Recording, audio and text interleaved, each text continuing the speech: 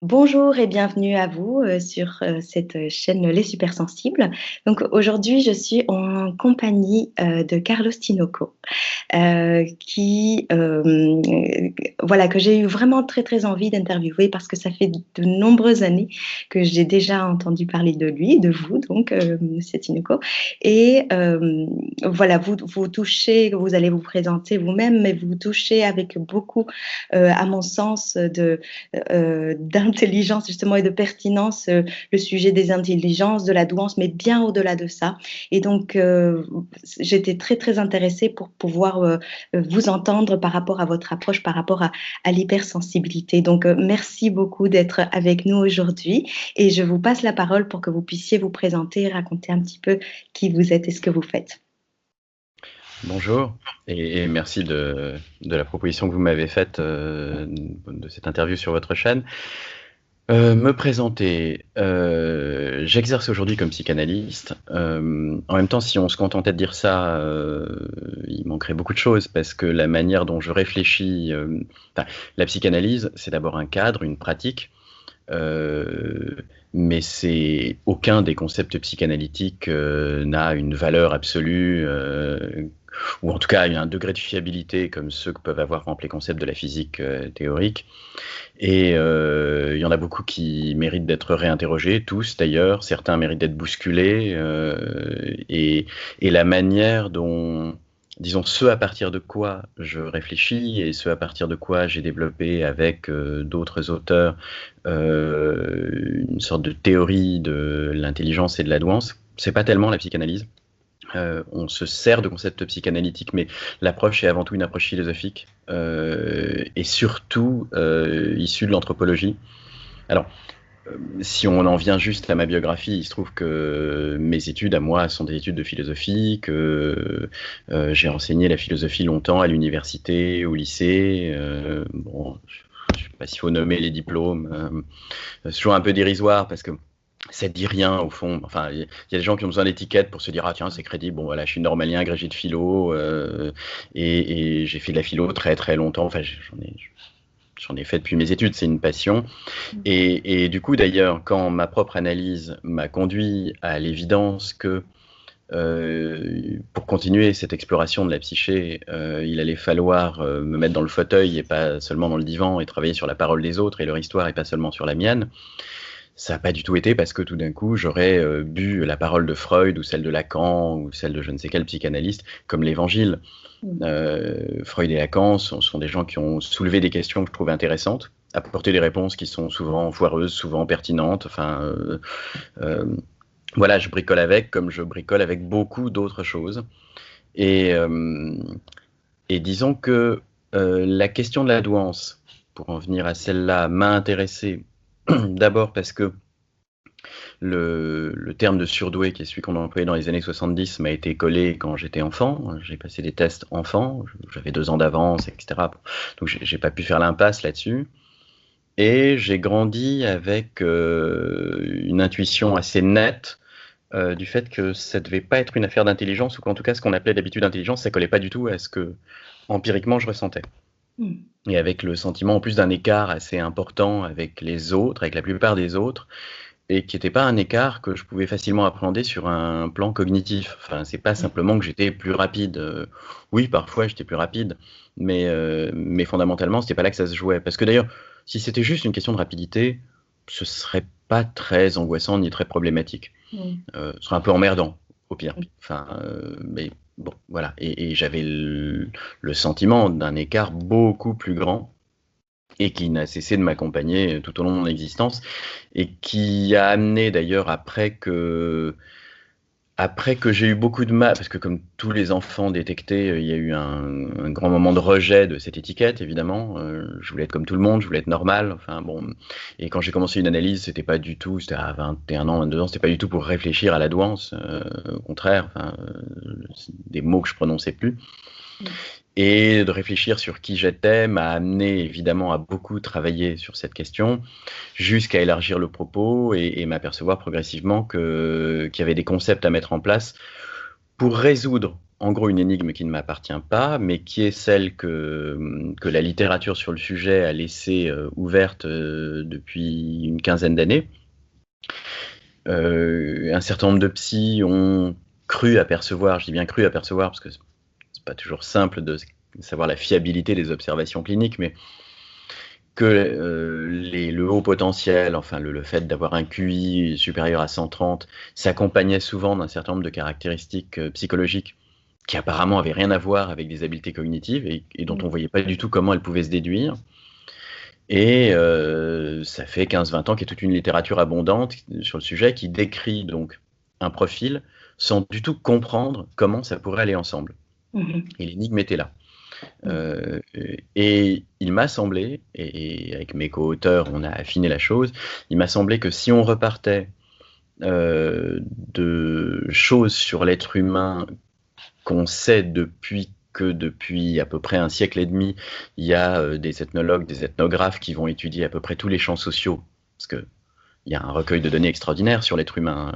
Il y a des gens qui sont allés étudier la moindre tribu d'Amazonie, qui sont allés bouffer des fourmis au fin fond de la savane, et d'autres qui sont allés étudier, je sais pas moi, l'entreprise d'à côté ou la salle des profs du lycée d'en face. Enfin, on a des données sur les champs sociaux pathologiques, on a énormément de données sur l'univers carcéral, sur le phénomène concentrationnaire. Enfin, finalement, l'être humain, sur les enfants soldats, on sait beaucoup de choses sur la façon dont se comportent les êtres humains dans différentes cultures et c'est comme si ce qu'on a appris là restait confiné dans le champ étroit de l'anthropologie, comme si le reste des sciences humaines ne s'y intéressait que de très loin et n'allait jamais chercher là les réponses aux questions qu'on peut soulever, ni la philosophie politique, ni la psy en général, hein, je dis bien,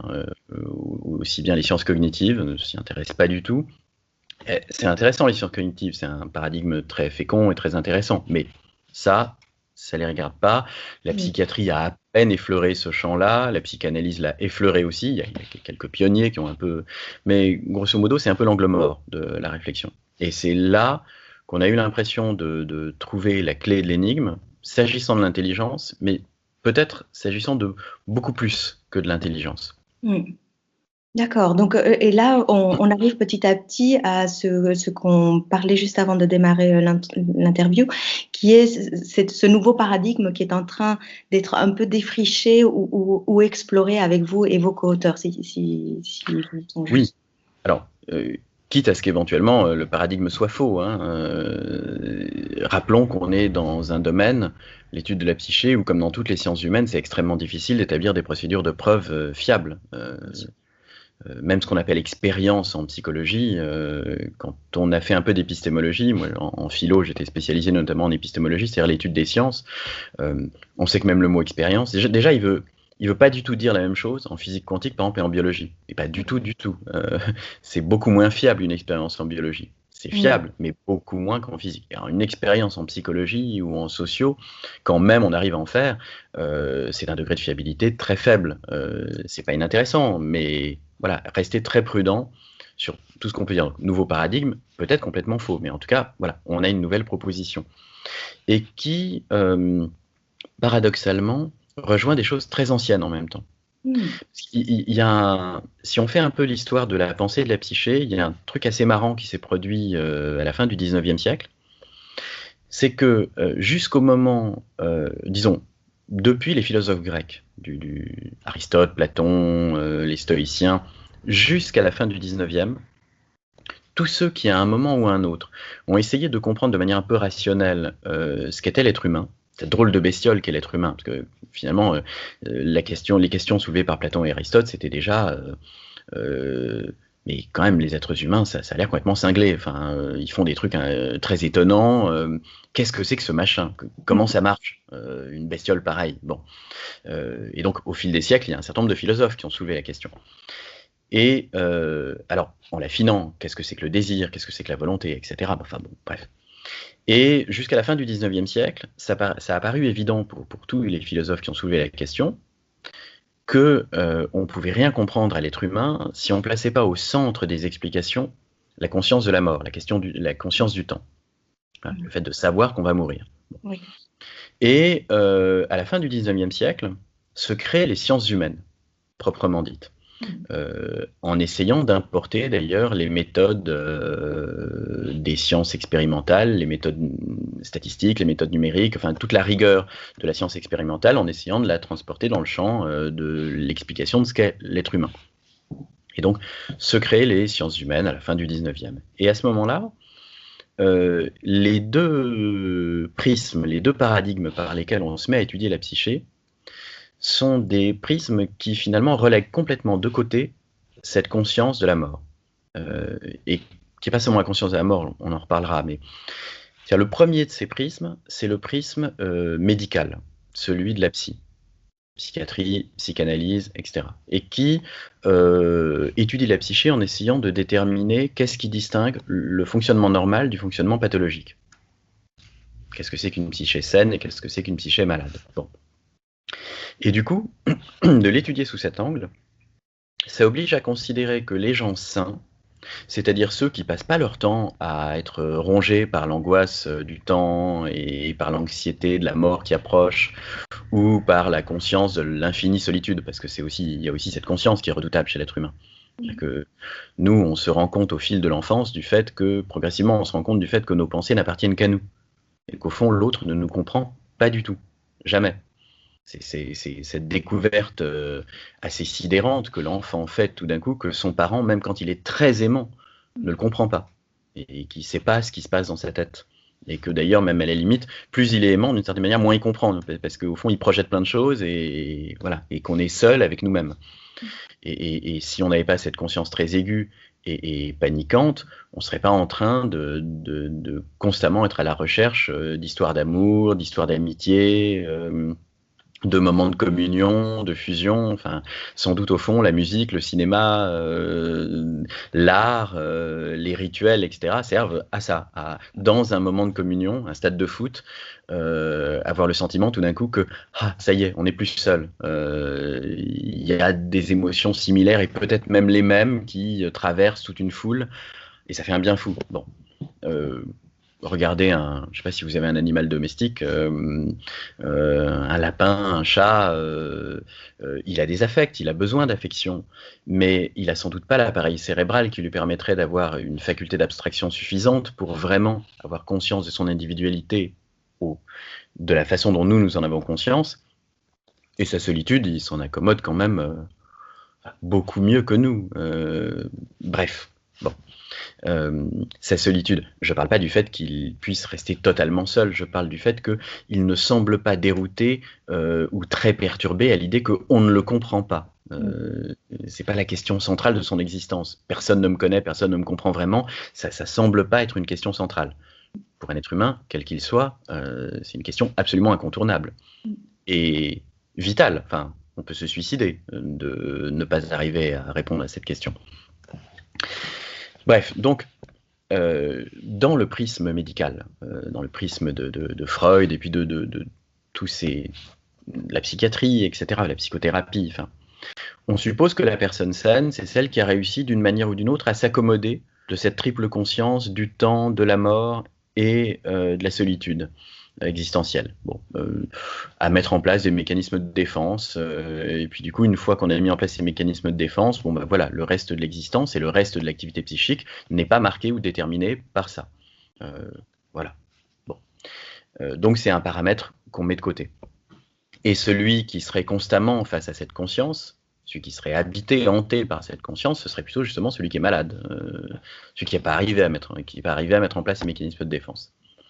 L'autre prisme à la fin du 19e, c'est celui de Piaget, qui finalement est l'ancêtre des sciences cognitives actuelles, qui est de rabattre l'étude de la psyché, au fond, sur la biologie du développement, de dire après tout, si on est matérialiste, ce que je suis, un phénomène psychique, c'est aussi un phénomène cérébral, bien sûr. Une pensée, un souvenir, c'est aussi des neurones qui interagissent. Bon. Et tout ça est génétiquement programmé. Et donc, finalement, on peut répondre, au fond, à ce qu'est le psychisme en allant regarder ce que c'est que le développement du cerveau d'un animal. Et par le biais à la fois de l'éthologie et de la biologie du développement, on va arriver à inférer quelles sont les phases de l'apprentissage, pourquoi il y a apprentissage, comment ça se passe. Grosso modo, on va traiter l'ensemble de la psyché comme si c'était simplement un système de traitement d'information. Ce que c'est aussi, biologiquement, le cerveau, c'est effectivement un organe qui sert à traiter de l'information, et un système de traitement d'information qui a vocation à être efficace pour la survie, la reproduction, voilà, et satisfaire ses besoins. Et on ne se pose pas tellement plus de questions que ça. Alors, ça a été renouvelé, cette approche, par la découverte de la machine intelligente, l'ordinateur. Et du coup, c'est devenu une analogie, non pas simplement avec le développement cérébral d'un singe ou d'un mammifère, mais c'est devenu une analogie aussi avec le traitement de l'information d'un ordinateur. Ça a permis des super découvertes, c'est pas... Voilà. Mais du coup, ce que ce paradigme-là oblige à considérer comme epsilon, comme la donnée qu'on ne va pas aller regarder, c'est précisément ce qui différencie l'être humain d'un ordinateur ou de n'importe quel mammifère, c'est-à-dire précisément cette faculté d'abstraction qui nous donne cette conscience et tout ce que ça engendre comme questionnement et comme angoisse. Ça, l'ordinateur, lui, savoir s'il est seul, savoir si personne ne le comprend, savoir s'il va mourir, si à un moment donné il va être obsolète, ça ne rentre pas en jeu dans son traitement de l'information. Donc si on veut poursuivre l'analogie entre le cerveau humain, le traitement d'information d'un cerveau humain et l'ordinateur, ça on le néglige. Et donc c'est resté l'angle mort. Alors si on va regarder plutôt du côté de l'anthropologie justement, il y a une chose qui paraît flagrante, mais vraiment totalement flagrante, ça, les gens qui font des sciences humaines ne peuvent qu'en convenir, c'est que ce qu'on observe dans absolument tous les champs sociaux, et dans toutes les cultures et dans toutes les sociétés, c'est que l'activité fondamentale des êtres humains, c'est jamais seulement de satisfaire leurs besoins momentanés, besoins matériels, même quand il s'agit de besoins vitaux, hein, même quand ils sont en train de crever de faim ou qu'ils sont dans un camp de concentration et que la survie est engagée quasiment tous les jours, c'est jamais seulement ça. Il y a toujours, à côté de ça, une recherche très active de sens. Les êtres humains sont toujours aussi en train d'essayer de donner du sens à leur existence. Toujours, tout le temps. Et c'est même, ça devient même la question première. C'est-à-dire que, par exemple, si on étudie les camps de concentration, tous les témoignages là-dessus concordent, absolument tous, que la question fondamentale de ceux qui y sont, c'est comment garder du sens à leur existence. Et que ça conditionne tout, ça conditionne leur survie. Ceux qui n'y arrivent pas s'effondrent et meurent très vite. Ceux qui n'y arrivent pas du tout sont dans un état catatonique et c'est ce qu'on appelait à l'époque les musulmans dans les camps de concentration. Rien à voir avec la religion, mais enfin bon, on ne sait pas d'ailleurs d'où vient cette appellation, mais voilà. Et donc, tout le monde est constamment en train d'essayer de donner du sens à son existence. Ce qui d'ailleurs, empiriquement, au fond, on le sait bien. C'est-à-dire que vous et moi, on sait que si ce soir, au moment de se coucher, tout d'un coup, on a l'impression que notre vie n'a aucun sens, on s'effondre, c'est terrible. C'est pas une petite pensée, ça. C'est même la seule possibilité, parce que nous, on a quand même cette capacité cérébrale, c'est vertigineux, si on va jusqu'au bout de ce qu'on est capable de penser. Nous sommes capables de dire, vous et moi, que on est capable de compter en millions d'années. On est capable de dire qu'il y aura un 23e siècle, un 24e siècle, que évidemment on sera mort avant. On est capable de penser à la décomposition de notre corps et au fait que vraisemblablement, sauf si on a une croyance qui nous permette de, mais que voilà, tout ce qu'on est en train de vivre, tout ce qui nous fait aimer l'existence, n'existera plus et plus pour des milliards d'années, voilà, plus du tout, pour un temps peut-être infini. On est capable de dire oui, un jour, le soleil va s'éteindre et la Terre va se disloquer, il n'y aura plus que des particules élémentaires et il n'y aura plus aucune trace même de l'existence humaine. Et les tableaux de Rembrandt ou les œuvres de Bach, tout ça sera réduit à une soupe de particules élémentaires. Bon, on est capable de le dire. Capable de dire que nos enfants, par exemple, qu'on adore, pour lesquels on irait dans une maison en feu pour les tirer de là, et peut-être même on irait dans une maison en feu pour aller sauver une photo d'eux, c'est dire à quel point on est fou. On est capable de dire oui, bien sûr, eux aussi ils vont mourir dans 80, 90 ans, et puis eux non plus, voilà, et on les verra plus jamais. On est capable de tout ça. ce qui est incroyablement menaçant. C'est sidérant, c'est suffocant, évidemment, pour tout être humain. Donc la seule parade à ça, et en plus le temps qui passe, on le voit passer, c'est-à-dire qu'on mesure anniversaire après anniversaire, décennie après décennie, comme cette épée de Damoclès qui se rapproche. L'existence humaine, c'est aussi l'histoire d'un tête-à-tête de plus en plus prononcé avec la mort. Et la seule parade qu'on a face à ça, c'est d'arriver à nous dire d'une manière ou d'une autre que notre existence a un sens. Bon. Sinon, on regarde Méduse dans les yeux sans le bouclier d'Athéna. Et le bouclier d'Athéna, au fond, c'est le sens. Et alors, si on continue, et qu'on se demande ce que c'est que ce sens, qu'est-ce que ça veut dire d'ailleurs? Qu'est-ce que ça veut dire donner du sens à son existence? Et qu'on analyse comment les êtres humains le font. Ça devient assez complexe à partir de là, mais il y a tout de même quelques éléments qu'on peut dégager. Visiblement, une des composantes de ce sens, c'est d'arriver à mettre notre existence en récit, à construire un récit qui en fasse non pas simplement une succession d'événements informes, voire en plus allant vers la catastrophe, mais une sorte d'épopée qui est dirigée vers un but, vers une finalité, ou des finalités, donc une ascension, pas simplement une chute. Et cette activité narrative, quand on regarde d'un peu plus près, en effet, elle est non seulement universelle, c'est-à-dire que dans toutes les cultures, il y a production de récits, mais pas simplement dans toutes les cultures, dans tous les groupes sociaux, il y a production de récits, que c'est même la première chose que fait un groupe, au fond, que les groupes se font quand vous prenez une cour de prison, c'est des gens qui ne se connaissent pas, qui viennent de partout, et en fait, ils reforment presque immédiatement des groupes, de la loi, et surtout du récit. Presque immédiatement. Ils se racontent, ils s'inventent une histoire à eux pour faire un groupe. Mais même les bandes qu'on faisait dans la cour de récré, c'est une association de supporters. Elle développe une mythologie, une famille. Finalement, au fond, transmettre l'existence à son enfant, ou l'inscrire dans sa famille, c'est en général mettre son histoire en récit, lui dira, tu sais, ta grand-mère, ceci, ton grand-père et ton arrière-grand-père, blablabla, etc. Et moi, quand j'étais enfant, et tout ça devient un récit grâce auquel l'enfant va pouvoir s'identifier et se sentir membre.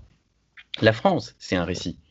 C'est le récit des Gaulois, c'est le récit de Jeanne d'Arc, c'est le récit de Gaulle, bon, bref. Et donc, si on pareil dans les camps de concentration, partout, hein. Et donc, si on prend ça comme postulat, le fait que l'être humain est engagé constamment dans une activité narrative, au fond. Ce qui semble corroboré d'ailleurs actuellement par les travaux neurobiologiques de Lionel Nakache, qui est un neurobiologiste qui est en train de mettre en évidence le fait que c'est en effet non seulement universel, mais c'est constant.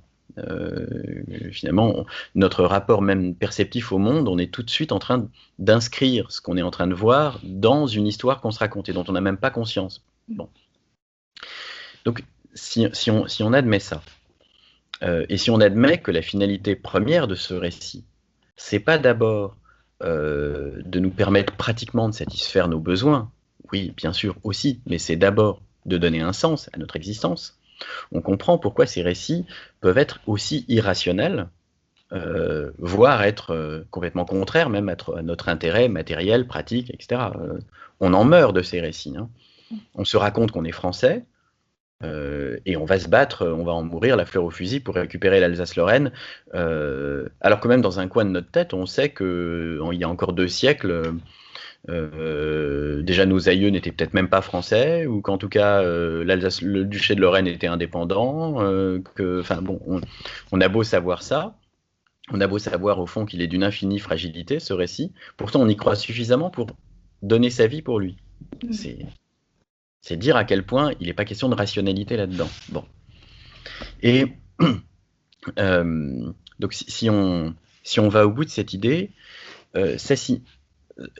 l'articulation avec la question de la douance, mais on va venir à la question de l'hypersensibilité, mais l'articulation avec la question de la douance, c'est que ce qu'on peut observer, c'est que la manière dont la plupart des individus donnent sens à leur existence individuelle, la manière dont ils construisent leur propre récit, leur récit singulier, c'est finalement en intégrant ou sans les interroger, sans les réinterroger, les bribes ou des bribes des récits collectifs des groupes auxquels ils s'identifient.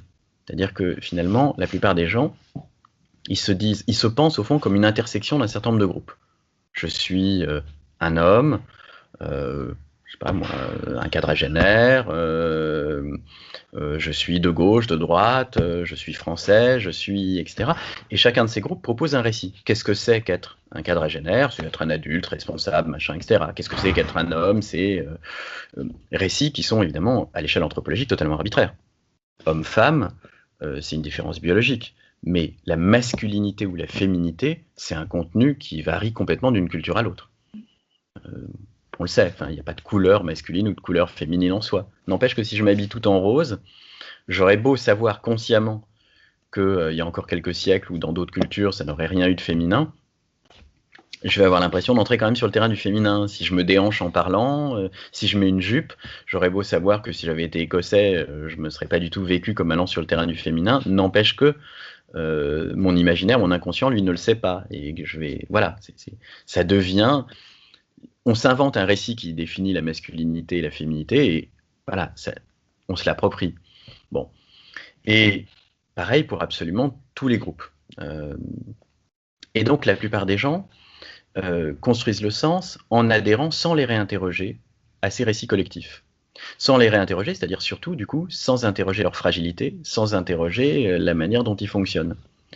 Ce qui, évidemment, interdit de soulever certaines questions et interdit certaines activités cognitives. Au fond, ce dont on est en train de parler, là, c'est du fait qu'il y a une gigantesque aliénation cognitive, mais pas seulement, et c'est pour ça que ça a un lien aussi avec l'hypersensibilité, parce que ça a un lien aussi avec les émotions qu'on est censé ressentir. Parce que finalement, ces récits, ils définissent aussi l'impact qu'un événement est censé avoir sur nous. Et ça aussi, d'une société à l'autre, ça change totalement. Si on articule ça avec l'hypersensibilité, c'est un terme qui me gêne d'ailleurs, l'hypersensibilité, parce qu'il pathologise. On pourrait tout aussi bien se demander si c'est pas la norme statistique qui est hyposensible. Enfin, après tout, d'autant qu'en plus, au fond, c'est toujours une hypersensibilité par rapport précisément à la norme statistique. D'ailleurs, quand on va regarder, même la définition, elle est très bizarre. Enfin, elle est très bizarre, elle est très fragile. Parce que hypersensibilité, quand on va regarder la définition, c'est une réaction excessive, mais excessive par rapport à quoi? Et excessive, la seule manière il n'y a que deux manières au fond de dire par rapport à quoi, c'est soit par rapport à ce que objectivement le signal devrait produire chez l'individu, ou alors par rapport à la réaction typique, la réaction de la majorité des gens. Alors, si on analyse bien ces deux manières de le dire, réaction excessive par rapport à la faiblesse du signal. Je regarde une fleur, tout d'un coup elle se fane et j'en suis dévasté. Et donc je suis forcément hypersensible parce qu'une fleur qui fane ne devrait pas me dévaster. C'est un événement qui objectivement a... Mais objectivement, qu'est-ce que ça veut dire? Parce que si on revient à ce que j'étais en train de dire, au fait que précisément l'être humain, il n'est jamais seulement en train de satisfaire des besoins matériels, il est en train de donner du sens. Ça veut dire que notre rapport au monde, c'est un rapport complètement imaginaire. Que les objets, pour nous, ils sont toujours des supports de projection. Sans quoi la poésie n'existerait pas, d'ailleurs. Sans quoi l'amour et la sexualité n'existeraient pas. Le moment où on prend la main de l'autre pour la première fois et là, il y a la première caresse. Objectivement, c'est une peau, c'est à 37 degrés, c'est rien. Ça n'est bouleversant et extraordinaire que parce que, voilà, on se raconte tout un tas de choses.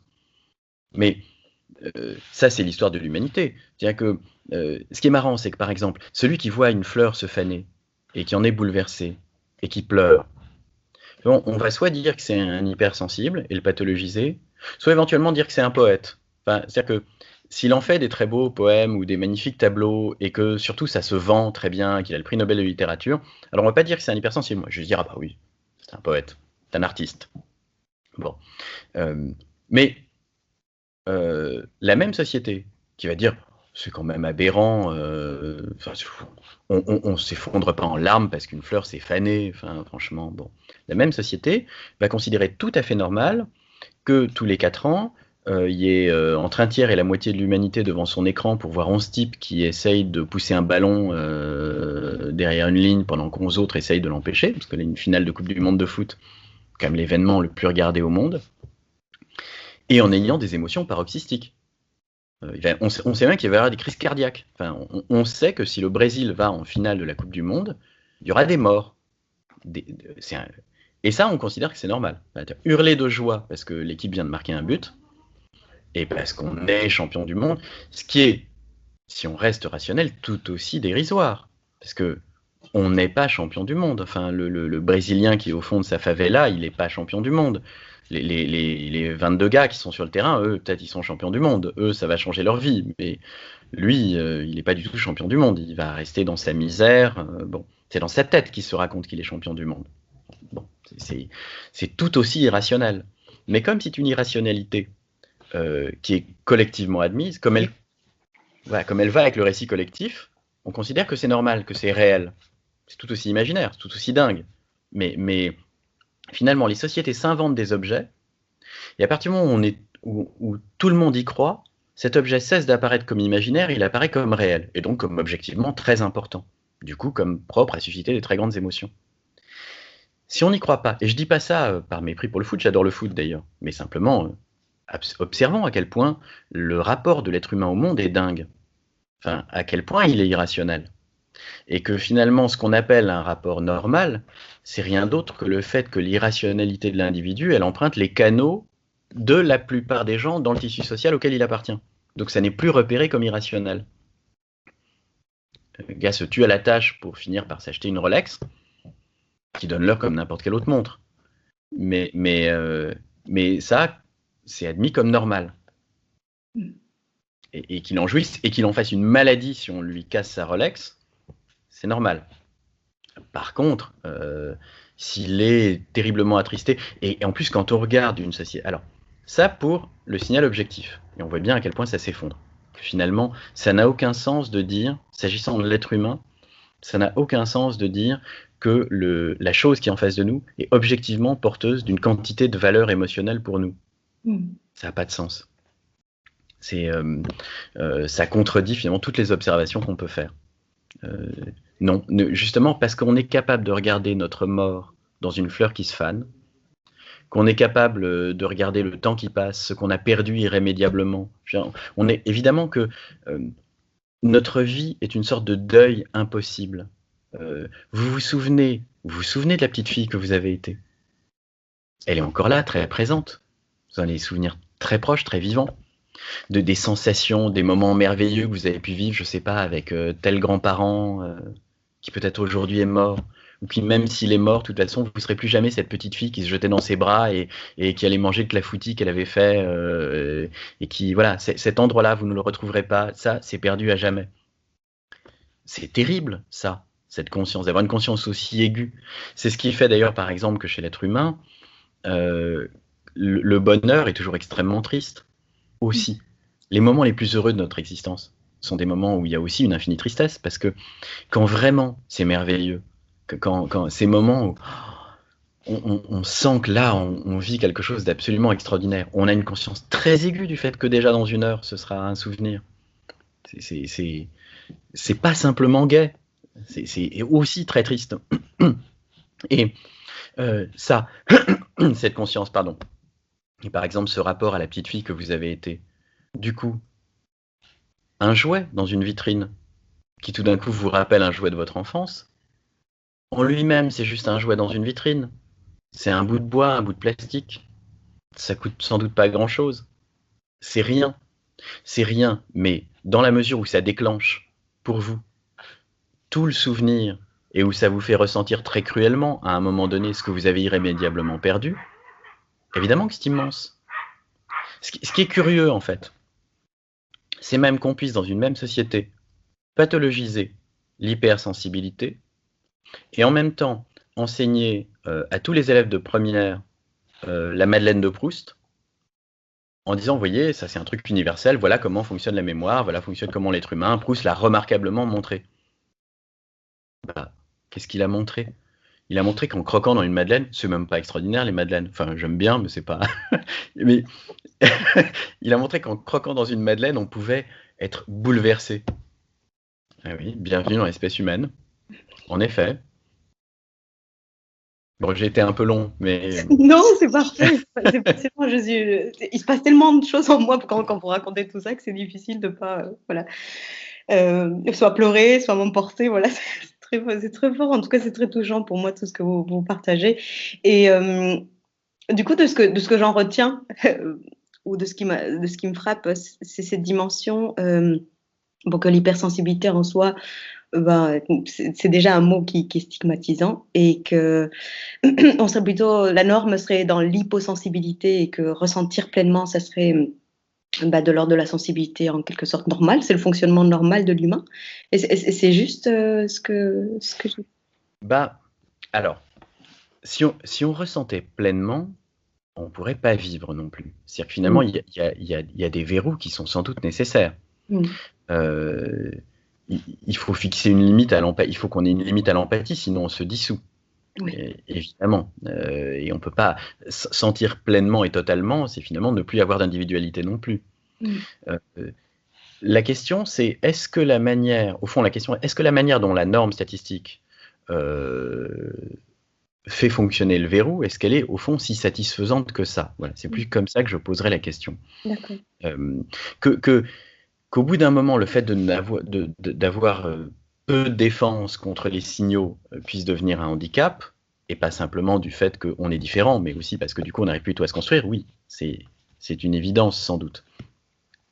Mais est-ce que la façon dont la norme établie, parce que là encore, une des conséquences de cette analyse en fonction de récit, de mise en récit de l'existence, c'est que du coup, ça signifie aussi que les gens qui se construisent vraiment en s'identifiant au groupe et sans prendre de recul par rapport à ça, et finalement, dont on voit bien, même dans l'espace intime, hein, c'est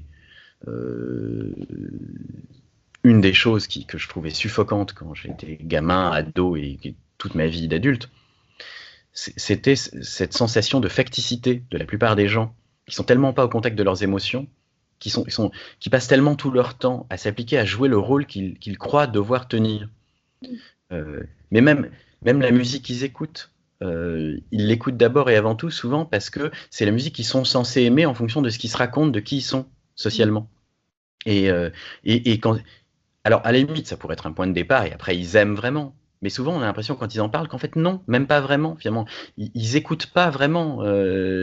Ils savent d'avance qu'ils vont aimer. Ils tiennent exactement les mêmes mots. Ils lisent les livres qu'ils sont censés lire, vont voir les films qu'ils sont censés voir, et ils en parlent de manière extrêmement convenue. Et même quand ils parlent d'expériences encore plus intimes que ça, quand ils parlent, je sais pas, de leurs histoires d'amour, de leur rapport avec leurs enfants, on a l'impression que rien d'eux vraiment dans ce qu'ils sont de façon singulière ne transparaît. Qu'au fond, ils s'anesthésient dans une large mesure, qu'ils sont en train de ressentir ce qu'ils sont censés ressentir, ce qu'ils s'imaginent qu'ils sont censés ressentir. Et si on regarde avec un peu un œil là aussi anthropologique, on s'aperçoit que, avec un peu de recul, d'une société à l'autre, une des choses que les récits collectifs prescrivent, c'est justement le type d'émotion et l'intensité de l'émotion qu'on est censé ressentir face à telle ou telle chose. Il y a, je sais pas moi, il y a, dans une vidéo que j'avais faite sur YouTube, j'avais pris l'exemple, parce que amusons-nous un peu, enfin amusons-nous, c'est un exemple, si on avait été viking, et que régulièrement on avait fait des raids, vous aussi d'ailleurs, parce que les femmes vikings parfois participaient à des raids, et que du coup on avait passé l'après-midi à égorger des gens, les brûler vifs, balancer des nouveau-nés contre le mur, plonger des épées dans le ventre des femmes enceintes, etc. Enfin voilà, c'est le soir. Ce qui aurait été considéré comme l'émotion normale, c'est l'euphorie. c'est de tous se saouler et d'être dans l'euphorie de cette journée à laquelle on a survécu et bon, et on a eu des frissons et on a eu peur mais on est joyeux. Et celui qui en serait affecté au point d'en être triste et d'en être triste pendant 1 semaine, 2 semaines, 3 semaines, de faire des cauchemars, de plus avoir goût à ce qu'il mange, etc. Celui-là serait considéré dans ce tissu social comme beaucoup trop sensible. Franchement, quelques bébés qu'on a brûlés vifs, c'est la vie. Enfin, c'est bon.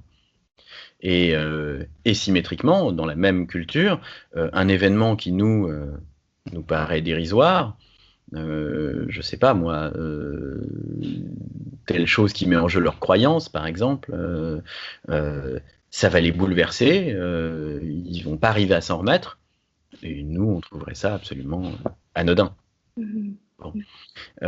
Et donc, il y a dans la manière dont s'organisent ces récits collectifs quelque chose d'une gigantesque aliénation de l'individu qui, au fond, apprend à ne plus écouter ou de moins en moins écouter ses signaux, ses émotions profondes, pour filtrer de ce qu'il ressent ce qui lui paraît coller avec ce qu'il est censé ressentir. Et à ce titre-là, oui, je considère que dans la plupart des sociétés, la norme statistique, elle est en effet malade. C'est-à-dire qu'elle est tellement aliénée au récit collectif qu'elle est capable d'ailleurs pour ça de commettre des atrocités froidement, enfin, de faire des choses terribles. Donc, bon, c'est pas si évident. Disons que quand on commence à réfléchir comme ça, c'est plus si évident du tout de déterminer où est la bonne position. Oui, et c'est peut-être même l'opposition malade-sain qui devient un peu foireuse, enfin, qui ne va plus de soi du tout. Oui. Et il y a une question que je me pose, du coup, par rapport à ce que vous parlez, par rapport à ce que vous dites sur le récit et le partage de ce que ce récit va amener. De mon expérience, j'ai l'impression que quand on a une sensibilité importante, ou je ne sais plus trop comment la nommer, voilà, quand on a cette sensibilité-là, mais il y a cette difficulté à justement adhérer à ces récits typiquement admis par l'ensemble, et d'où un grand sentiment de solitude, en fait. Et ça me refait penser à ce que vous disiez tout à l'heure, le fait mais cette question essentielle de se dire, on est seul du début jusqu'à la fin. Mais c'est comme si, effectivement, le verrou et le mécanisme de défense qui pourrait être d'adhérer à ce récit, je me raconte une histoire comme ça, ouf, je me connecte pas trop à ce qui se passe à l'intérieur. J'ai l'impression que les personnes qui ont encore une sensibilité importante, ils entendent le récit, ils disent, oui, pourquoi pas, j'essaie très fort d'y adhérer.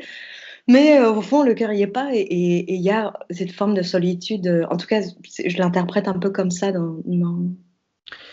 Oui, moi je le mettrais même à l'envers, et c'est ce qu'on a tenté de faire sur la douance. C'est-à-dire que, peut-être qu'on se trompe, mais souvent, finalement, les caractéristiques comme douance, les habiletés cognitives repérées par les tests, ou hypersensibilité, aujourd'hui sont prises comme sans doute issues d'une structure cérébrale soit directement génétiquement codée, soit liée à l'épigénétique, à la manière dont, je sais pas, dans l'utérus, où les premiers stimuli ont forgé le cerveau.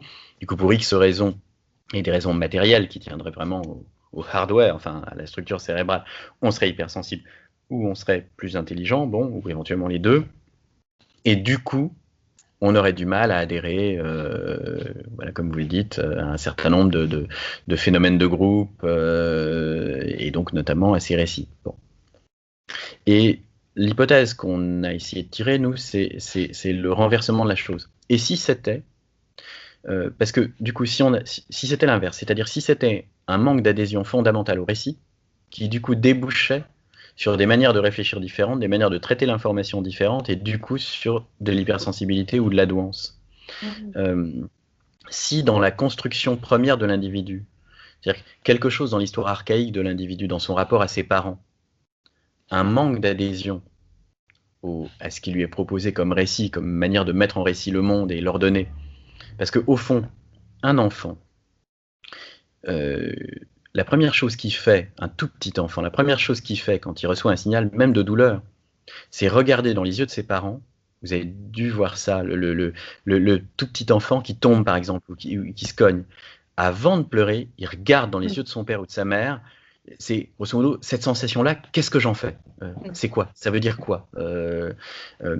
Et d'ailleurs, on voit assez nettement que dans ces moments-là, que la réaction du parent va induire beaucoup celle de l'enfant. C'est-à-dire que si le parent lui-même panique, alors là, l'enfant, c'est pas simplement qu'il a mal, c'est que cette douleur, ça veut dire qu'elle est paniquante. Et du coup, il hurle pendant des heures. Si le parent rigole, l'enfant a mal, il pleure un petit peu, mais c'est déjà plus du tout les mêmes pleurs. Au fond, il y a bien quand même quelque chose chez le tout petit enfant du fait que le monde, il le regarde au travers des yeux de ses parents, au travers des yeux de ses parents. Et donc, au fond, à travers ce que ses parents s'en racontent du monde. Et ensuite, la question, ça va être finalement comment se joue cette transmission du récit. C'est-à-dire, et ça met en jeu plein de paramètres qu'on ne réduira pas à des... C'est là où la psychanalyse a été défaillante, quand elle a cru que le complexe d'Oedipe ou quelques petits paramètres comme ça permettaient de tout résoudre, et la même moulinette, elle est... Non, c'est bien plus complexe. Oui, sans doute, ça met en jeu des choses sexuelles, mais ça met en jeu beaucoup d'autres choses. Bon, dans ces relations, et dans le triangle, qui n'est jamais seulement un triangle, d'ailleurs, père-mère-enfant, parce qu'il y a les frères, les sœurs, le reste de la famille, le reste du monde, enfin, bon. Mais finalement, si on admet, si on le prend donc dans l'autre sens, c'est-à-dire si on se dit, la plupart des individus, statistiquement, vont très vite se construire leur propre identité dans une adhésion inconditionnelle à ces normes, à ces récits. Ils vont les intégrer sans les réinterroger. Bon. Et si on admet que d'autres, pour X raisons, vont pas arriver à y croire suffisamment. Et donc, en fait, ces autres-là, qu'est-ce que ça va induire? Et quand on pose cette question, on s'aperçoit que ça va les obliger, par exemple, ça va les mettre en demeure de chercher du sens très activement dans chaque situation. Là où les autres se coulent dans un sens donné d'avance, ce qu'on observe, par exemple, une des choses qui m'a frappé quand je suis devenu prof, c'est que la plupart de mes collègues, on voyait bien que devenir prof pour eux, c'était se mettre dans un moule qui existait déjà, au fond. S'habiller en prof, parler en prof, faire cours comme ils avaient reçu, finir le programme, faire le prof. Faire le prof, ça existe déjà. Et ça va jusqu'à quasiment s'abonner à Télérama. J'exagère un peu, mais enfin, c'est bon. Bref. Et enfin, j'exagère à peine d'ailleurs, parce que c'est extraordinaire à quel point dans notre société, les professions, par exemple, induisent même la manière de s'habiller, les films qu'on va voir. Enfin, je veux dire, la plupart des gens, en fait, on les regarde, on les entend un peu parler, et on peut dire qui ils sont sociologiquement, parce que c'est incroyable à quel point ils sont dans leur posture. Bon, même la manière de placer la voix, souvent. Enfin, c'est étourdissant. Enfin, ce conformisme, même dans les milieux anticonformistes. Je raconte dans mon premier bouquin ce moment génial où avec ma compagne on était allé voir un concert underground de chansons engagées, de chansons françaises à texte un peu engagées, underground. Bon, on s'était retrouvés là. Et on s'était aperçu, c'était à la fois cocasse, pathétique, en même temps finalement sur le fond assez angoissant, qu'ils étaient tous habillés pareil, qui plaçaient tous la voix de la même façon, qu'au fond, leurs textes et leurs accords et leur musique, c'était tous les mêmes. Donc, en fait, il y a exactement le même conformisme dans les milieux soi-disant anticonformistes. C'est le truc cocasse de l'ado qui, pour se singulariser et dire je suis unique, finalement, s'empresse de faire exactement comme tous les autres ados et d'acheter le même t-shirt que tout le monde pour dire je suis unique. Bon. Bref, donc c'est un conformisme qui dépasse de très loin ce qu'on appelle d'habitude conformisme. Parce qu'à rebours, il y a des gens qui sont catho-traditionnalistes et qui en fait sont très anticonformistes dans leur manière de l'être. Enfin, voilà. Et il y a des gens qui se disent anards, qui très anticonformistes, qui en fait sont juste dans un autre récit collectif auquel ils adhèrent. Il n'y a rien qui dépasse, ils sont exactement ce qu'ils sont censés être. Et jusque dans l'espace intime. Donc, à rebours, celui qui n'arrive pas à se couler là-dedans. Moi, quand je suis devenu prof, par exemple, pour moi, c'est en plus du souvenir cuisant que j'avais de m'être emmerdé comme un rat mort comme élève et que ça me paraissait évident que tout ça n'avait aucun sens, en plus de cette souffrance intime, de toute façon, je ne pouvais pas m'engager là-dedans sans soulever plein de questions. Qu'est-ce que je fous là? qu'est-ce que c'est vraiment enseigner? Comment ça va avoir du sens pour moi? Qui sont ces étudiants ou ces élèves qui sont en face de moi? Qu'est-ce que c'est un étudiant de 22-23 ans à la fac? Qu'est-ce que c'est un gamin de 17 ans en terminale? Pourquoi la philo? Qu'est-ce que c'est que la philo? Pourquoi elle est obligatoire? Dans quelle société je suis?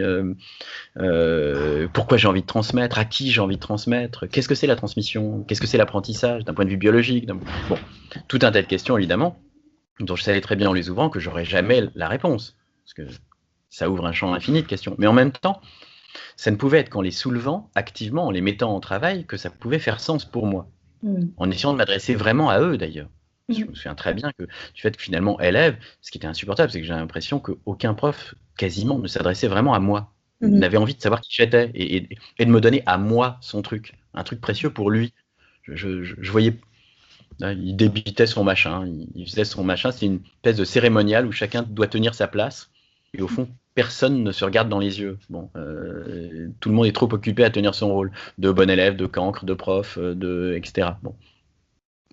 Et donc, pourquoi, au fond, qu'est-ce qui m'amenait à la nécessité de poser ces questions-là et d'avoir ce rapport-là? C'est précisément que si je m'étais contenté de m'habiller en prof, de faire le prof, j'aurais eu tellement l'impression d'un simulacre totalement inepte que ça m'aurait incroyablement angoissé. Enfin, j'ai jamais pu regarder la mort, le temps qui passe et tout ça, en me disant oui, mais c'est pas grave quand même, j'ai tel diplôme, j'ai tel métier, ça n'a aucun sens pour moi. C'est pour ça que quand vous m'avez demandé de me présenter, oui, bon, il se trouve que je suis normalienne agrégé de philosophie, mais je sais très bien que si un jour j'arrive à 90 ans, 95 ans, dans ce tête-à-tête brûlant avec la mort où elle peut survenir à chaque minute, ce avec quoi j'arriverai à le vivre, c'est pas ces titres. Ceux-là, je les ai toujours trouvés dérisoires. Je trouvais dérisoires à 20 ans, je trouverai toujours dérisoires. Ce sera les magnifiques moments que j'ai vécus. Enfin, et ça, c'est singulier, évidemment.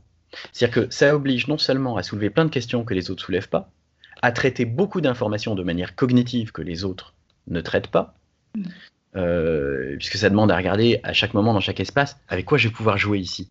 Qu'est-ce qui me parle à moi vraiment? Et pas juste, tiens, c'est une salle de classe, il y a une estrade, il y a un bureau, c'est bon, j'y vais et je fais mon truc.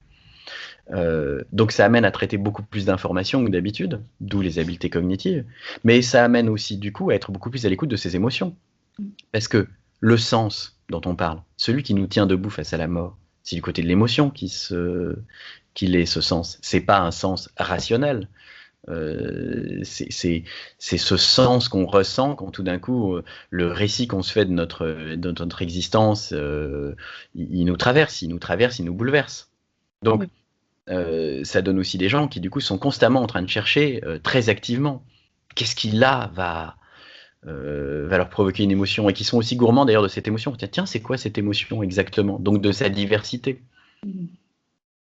Parce que là encore, finalement, l'émotion, dès que c'est une émotion assez profonde, elle est tellement complexe qu'elle n'est pas facilement nommable.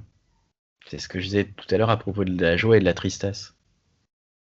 Il y a un récit qui dit ah oui, on est censé être triste par exemple quand on est en deuil. Mais en fait, quand on perd quelqu'un qu'on aime, c'est bien plus compliqué ce qui se passe. Dans les jours qui suivent, et parfois même d'une minute à l'autre, on n'est pas simplement traversé par de la tristesse, c'est pas vrai. On est traversé aussi par de la joie, par de l'espoir, par des envies de rire, par des envies érotiques parfois, par du désespoir, par de l'espoir, par de la sérénité, des moments d'apaisement, des moments de désespoir absolu. Enfin, on passe par tout le spectre. Et en plus, on passe tellement par tout le spectre. C'est même pas, en plus, comme si c'était des émotions différentes qui se succédaient. C'est qu'une émotion mène à une autre. Il y a un continuum entre... j'ai fait beaucoup de théâtre, j'ai une compagnie de théâtre, ça c'est un truc évident sur un plateau de théâtre. En fait, quand on va au bout du rire, les larmes, elles sont juste à côté. Un rien les sépare. Et d'ailleurs, les vraies grandes pièces de théâtre, on ne sait plus si c'est des tragédies ou des comédies. Shakespeare, c'est les deux à la fois, on ne sait pas. Au fond, c'est très proche. Quand c'est un vrai rire, c'est très proche des larmes. Il y a une profondeur immense derrière. Le fou rire qu'on a avec quelqu'un, le vrai fou rire, c'est aussi un moment d'amour extraordinaire. Je veux dire, quand avec la personne, on sait même plus pourquoi on rit et on part et c'est fabuleux et on n'arrive plus à s'arrêter et on a l'impression qu'on n'arrivera plus jamais à respirer. Et ce qui s'échange là, c'est pas juste du rire. Ça n'est du rire au fond que quand l'émotion est superficielle. C'est ce rire convenu qui est presque pas du rire, qui est quand on sort la vanne qu'on est censé sortir devant la machine à café et que les autres font ah oui c'est rigolo, etc. Mais finalement personne rit vraiment. Tout le monde joue la comédie du rire. Mm. Mais, bon, bah, décidément, on va très loin. Ah, mais ça me donne envie de pleurer en plus, je ne sais même pas pourquoi. C'est très fort tout ce que vous racontez et, euh, et ça donne envie encore d'en savoir vraiment beaucoup, beaucoup plus. Est-ce que vous pouvez nous parler un peu de vos ouvrages où on peut voilà, se délecter encore et encore de Bon, vos alors, recherches, de vos pensées? alors j'en ai écrit deux. Un seul, il y a quelques années, il y a 5-6 ans, qui s'appelle Intelligent, trop intelligent, et en sous-titre Les surdoués, entre guillemets surdoués, parce que le terme est atroce, Les surdoués de l'autre côté du miroir. Mais on est allé beaucoup plus loin dans le deuxième, qu'on a publié en février dernier, donc il y a 1 an maintenant, et qui s'appelle Les surdoués et les autres, là encore entre guillemets, qui devait on aurait voulu qu'il s'appelle L'intelligence et la finitude, au fond, ou L'intelligence et la mort, mais l'éditeur voulait pas, parce que voilà, c'est pas un grand public. Bon, C'est pas marketing. donc voilà, donc Les surdoués et les autres, et en sous-titre Penser l'écart. Mm.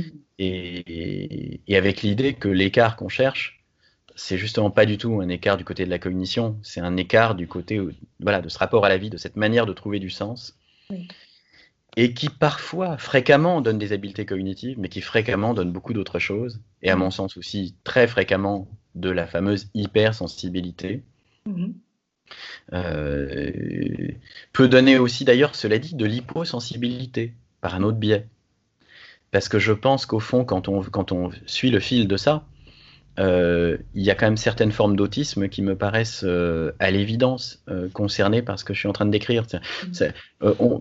On a découvert il n'y a pas longtemps, et ça ne me surprend pas quand je dis on a découvert, les neurobiologistes sont de plus en plus d'accord avec le fait que c'est ce truc qu'on a cru longtemps, que les autistes avaient un déficit de traitement de l'information perceptive ou de traitement de l'empathie ou des neurones miroirs, c'est sans doute faux. Et qu'en fait, non seulement c'est pas qu'ils sont pas capables de traiter des informations, mais plutôt qu'ils en traiteraient trop. Mhm. Et c'est ce que j'évoquais tout à l'heure, c'est-à-dire s'il n'y avait pas du tout de récit, s'il n'y avait pas du tout de filtre, malgré tout, à chaque seconde, quand on se parle là, notre cerveau est en train de traiter des dizaines de milliers d'informations. Donc évidemment qu'il faut qu'il les filtre. Évidemment qu'il faut qu'il y ait des informations qui soient traitées comme des informations pertinentes et d'autres comme du bruit. Tout le problème, c'est justement jusqu'à quel degré de rigidité va être le filtre qui va traiter ça. Et en admettant que, à mon sens, le filtre normal, entre guillemets, le filtre typique, celui de la majorité des gens, est un filtre extrêmement rigide qui les conduit finalement à une gigantesque aliénation. Mais pas de filtre du tout, c'est terrible aussi. Manière. Et finalement, une manière de se protéger de la difficulté à avoir un filtre, c'est d'ériger des murailles. Donc, bien sûr que, on le sait d'ailleurs, on sait bien qu'un certain nombre de gens, c'est là aussi où les termes hyposensibles, hypersensibles, encore ils sont grossiers, parce que on sait bien qu'il y a des gens, on a l'impression qu'ils ressentent rien, ils sont froids comme la pierre, parce qu'ils sont monstrueusement sensibles, tellement sensibles que, et quand enfin la carapace est un peu percée, on s'aperçoit à quel point ça fait les délices de certains scénaristes qui construisent comme ça des personnages très intéressants. Quand enfin on aperçoit derrière la carapace, bon. Et alors, si vous auriez un dernier mot à... Alors, ça fait mon côté bisounours, mais ou peut-être désir que les choses aillent bien, mais si vous aviez un mot d'espoir ou quelque chose à transmettre pour les personnes qui en souffrent de cette grande sensibilité, justement, soit parce qu'ils ont érigé tellement de murailles qu'ils ont l'impression de plus rien ressentir et d'être des espèces de monstres, ou au contraire parce qu'ils ressentent tout le temps d'une manière tellement forte que ça en devient handicapant ou bouleversant en permanence dans leur vie. Est-ce qu'avec voilà, votre regard si éclairant, vous auriez un mot à leur transmettre? Bah, je pense que la clé, elle est dans l'attitude absolument inverse de celle que la plupart essayent d'avoir et de ce que toute la société leur dit.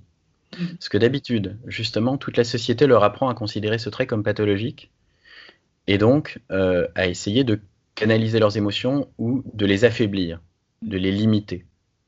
Et ils n'y arrivent pas, en général. Ils n'y arrivent pas parce que, en fait, mine de rien, on leur demande de s'amputer d'eux-mêmes. Donc évidemment qu'ils n'y arrivent pas. C'est mortifère. Ils sont du coup dans une double contrainte terrible parce que continuer à se laisser traverser par le flot d'émotions comme ils le font, c'est être au cœur de l'ouragan et suffoquer d'angoisse parce qu'ils ont l'impression de rien maîtriser et simultanément essayer en force de tout blinder, c'est accepter au fond de mourir avant l'heure. Donc des deux côtés c'est complètement bouché. Je suis persuadé du fait que si on arrive au contraire à aller dans l'émotion, c'est une des choses qui s'explore sur un plateau de théâtre, justement. Ce qui est très beau dans le travail théâtral, tel que je le conçois, parce qu'il n'est pas toujours mené comme ça, loin de là. Hein. Je vais être un peu dur, mais je pense qu'il se fait aussi peu de théâtre dans les cours de théâtre qu'il ne se fait d'enseignement dans les cours dans un collège ou un lycée. Il s'en fait parfois. et c'est magnifique quand il s'en fait, mais voilà. Hein. Mais disons que quand on travaille vraiment le théâtre dans le sens, et puis peut-être que je me gourre, mais enfin voilà, je peux dire que ce à quoi je crois. Ce qui est très très beau, c'est qu'on s'aperçoit que ce qu'on juge comme trop, ce qui est gênant, parce que c'est trop, c'est too much, ça déborde, etc. En fait, c'est souvent pas assez. C'est que ça n'a pas encore trouvé sa place. Parce que si on autorise le comédien dans le travail en amont, dans le travail en répétition, si on l'autorise à aller au bout de ce qu'il traverse, à éventuellement convulser sur scène dans une espèce de truc qui serait obscène justement si c'était ça le jour de la représentation, mais qui va au bout de ça. Bah, de la même façon qu'au bout des larmes on trouve le rire, ou qu'au bout du rire on trouve les larmes, il y a un moment où dans ce flot-là, il y a quelque chose qui se décante, il y a quelque chose qui finit par trouver sa place, et une place juste et qui s'impose. Le geste de création artistique, le vrai geste, c'est le geste quasiment inverse. C'est toute la difficulté, c'est d'arriver à assumer, et c'est très dur, parce que c'est souvent ce dont on a honte. Donc c'est hyper difficile. Mais d'arriver à assumer ça et d'arriver à l'explorer, pour le dire d'une autre manière, c'est une formule qui m'est venue, que j'aime bien. Si les phrases de Proust étaient un peu plus courtes, elles seraient beaucoup trop longues. C'est-à-dire que finalement, un style, c'est ça. C'est aller au bout de sa propre névrose, de ses propres conneries. Enfin, parce que Proust, c'est d'abord quelqu'un qui n'arrive pas à finir ses phrases, qui a envie de faire tenir l'univers entier dans chaque phrase. Donc évidemment, il est incapable de mettre un point. C'est une incapacité. Sauf qu'il va au bout de ça. Et au bout de ça, il y a quand même un moment où le point vient pour démarrer une autre phrase. Et finalement, il y a un moment où on rend les armes, parce que ça devient une parole singulière, et c'est juste, et on voudrait surtout pas que les phrases soient plus courtes. Elles sont comme elles sont, et elles sont magnifiques. Et que je pense que le vrai chemin, c'est ça. C'est non pas d'essayer de devenir moins sensible, mais d'essayer d'entendre ce que cette sensibilité raconte. Et pour ça, il faut déjà l'accepter, l'accueillir, cette sensibilité. Et que si on arrive à entendre ce qu'elle raconte, il va se passer un peu comme ce qui se passe au théâtre, comme ce qui se passe dans l'écriture. Nabokov disait, ces mauvais styles, il faut les consommer. Et quand les consommer, c'est les écrire. C'est-à-dire que finalement, la chose va d'elle-même s'épurer, voilà, trouver sa place. Et que c'est très dur parce qu'évidemment, on lutte non seulement contre toute une société qui nous dit l'inverse, mais on lutte contre soi-même, contre toutes les injonctions, contre toutes les hontes, contre tous les complexes qu'on a. Et c'est très dur aussi parce que bien sûr, la seule possibilité pour ne pas être condamné à une solitude infinie en faisant ça, c'est quand même de trouver en face quelques personnes aussi cinglées qui qui sont capables elles aussi non pas d'ailleurs, ce qui est redoutable là-dedans, c'est et c'est là le paradoxe d'ailleurs, c'est le vertige finalement dans l'émotion singulière, plus on est seul, parce qu'effectivement, cette émotion avec cette teinte-là, cette couleur-là, et cette profondeur et cette complexité, c'est la nôtre. Et juste la nôtre. Et on est infiniment seul. Mais paradoxalement, c'est aussi à partir de cette infinie solitude que s'opèrent des communions magnifiques. Finalement, c'est ce fou rire dont je parlais tout à l'heure. Où au fond, on sait bien qu'on n'est pas en train de rire de la même chose.